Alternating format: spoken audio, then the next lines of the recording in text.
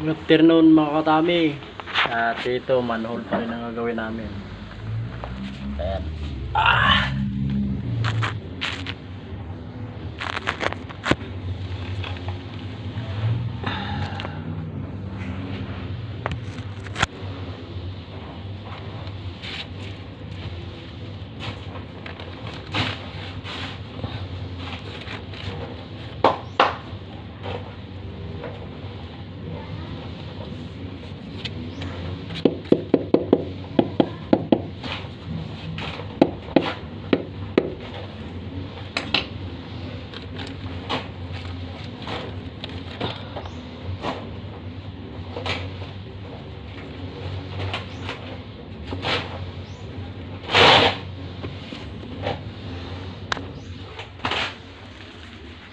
Ito ang ating ginagawang manhole na materials. Ayan.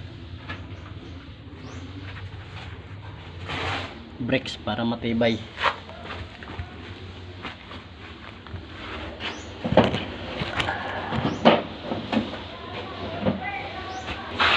Na ito ang ating gawin pang sinta mga katami, ito para matibay. Yan.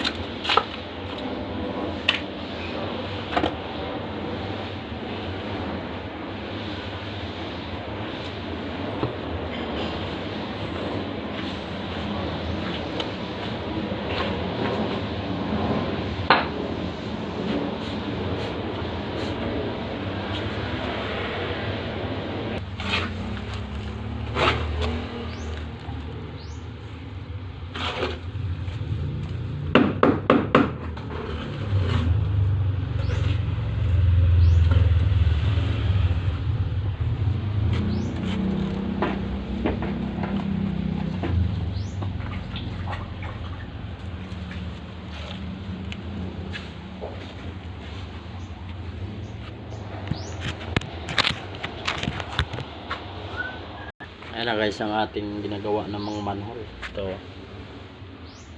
Ayan. Pero kahit siyempre kahit manhole lang yan siya, huwag natin kalimutan mag-level.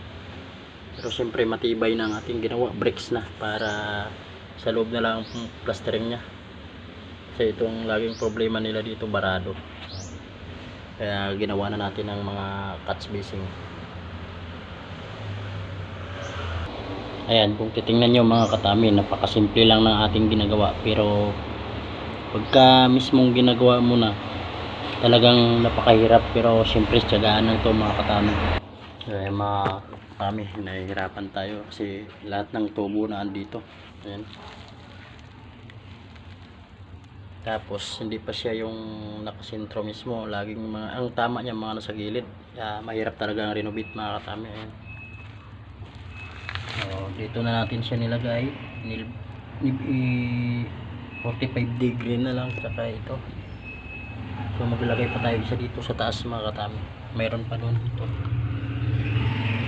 So tiyaga-tiyaga lang. Matatapos din natin ito mga katami. Ayan na mga katami. Medyo na itaas na natin ang ating manhole. Ayan. Bali 1, 2, 3, 4. Bali, 4 na tubo na andito lahat. So, ang tubig niya doon galing sa kusina. Lahat ng ano, dito siya dadaan. Kung may dumi man, pupundo dito. Alam nyo guys, itong mga ginagawa namin, talagang mahirap. Pero alam nyo guys, pagka nakagawa tayo, lalo na pag natapos natin tapos maganda, magiging masaya rin tayo kasi kaya tayo enjoy sa paggawa. Ayan, lalo na pag nakita natin yung gawa natin na maganda, magiging masaya rin tayo mga katami. Hindi lang ito ang ating nagawa katami, mga katami. Ito pangalawa na to, pero syempre papakita natin yung natapos na natin.